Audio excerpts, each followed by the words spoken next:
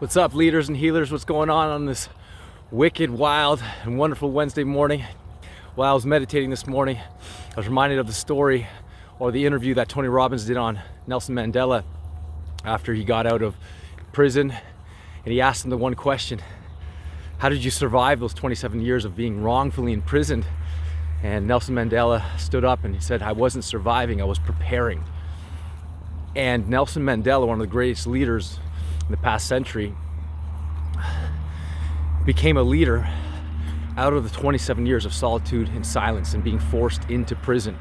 So if he could become the leader that freed that country and brought that country together, you and I, the world around us, what we're going through, what has been going through the past few weeks and months, depending on what country you're in, can come out a greater leader with greater perspective, greater wisdom, greater gratitude.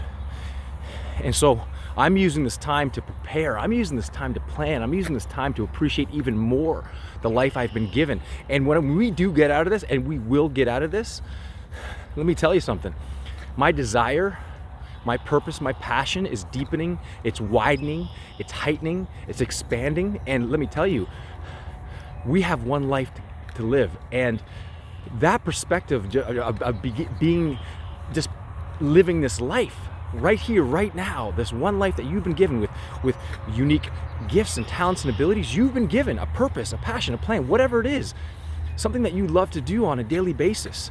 That if money wasn't an issue, what would you be doing? It's a great question to ask yourself. And it reminds me of John Maxwell, great leadership coach, and he's written many books on leadership. He talked about how 2 steps to success and fulfillment and happiness. And he said, first step, do what you love to do, that you gladly do it for free. Step 2, get so good at that, what you love to do, that people will gladly pay you for it. And so I'm using this time to really reflect and go, man, we've been content for too long. Now we're going through this major affliction.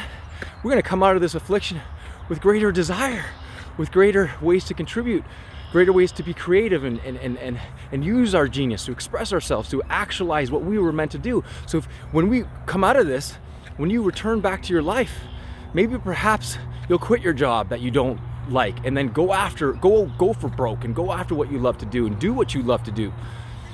Because, I've studied before people that have gone through near-death experiences.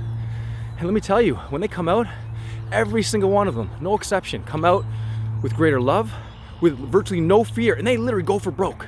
So why not go for broke? Use this time to prepare, just like Nelson Mandela did for those 27 years. And if that man can do that, come up with more love and compassion and leadership qualities, after 27 years of being wrongfully imprisoned, you and I can come together. You and I can dig deep. You and I can utilize ourselves with greater love, greater creativity, with greater joy, with festivity. How can you appreciate your life even more during this time? And that's what I'm going to do. That's what I'm doing now. And yes, I'm being tested. We are all being tested.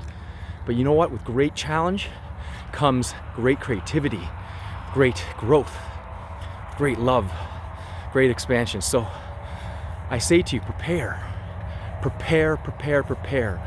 Be more present. Plan.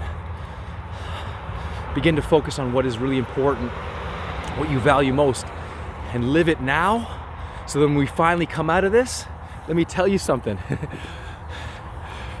You and I, as a community, as human beings,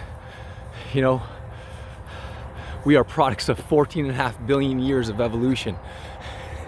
That's you and I right now. We can endure this. And I heard one speaker say, you are the result. You survived 1 out of 400 million sperm or 40 million sperm. You'll never have those odds again. And it makes me feel and realize how wonderful this life is and the blessings that I have in my life. So to you, to your life, honor it by living your life. God has given you gifts. The universe has given you gifts. The best way to honor that is to use those gifts and give it to the world massively, immensely, with all you've got. Because I will end with this, one of my favorite quotes that I continually read and reflect on is, and I'm paraphrasing here, At the end of my life, when I enter into the heavens, when I enter into the realization and stand before the Creator, I want to be able to stand proud, with humility, naked, and say, I have no more gifts or talents or purpose left. I use them all. And I want to be able to say that. I don't want to stand before my Creator and whatever your interpretation of the Creator is to you and say, oh, I didn't utilize my gifts because I was afraid. I don't want to be that. So this time has deepened my realization of that my desire and my desire to grow and to contribute and to be who I am and express who I am and actualize who I am has expanded and enhanced. And I'm going to go for it. Go for broke, guys. Prepare, plan, appreciate, be present with your family. Yes, now, but also in those moments of stillness and isolation by yourself, really to reflect on your life and what you've been given. So God bless you guys to your continued upgrade and evolution. Live it up with power, purpose, and passion. I'll see you again soon. Take care.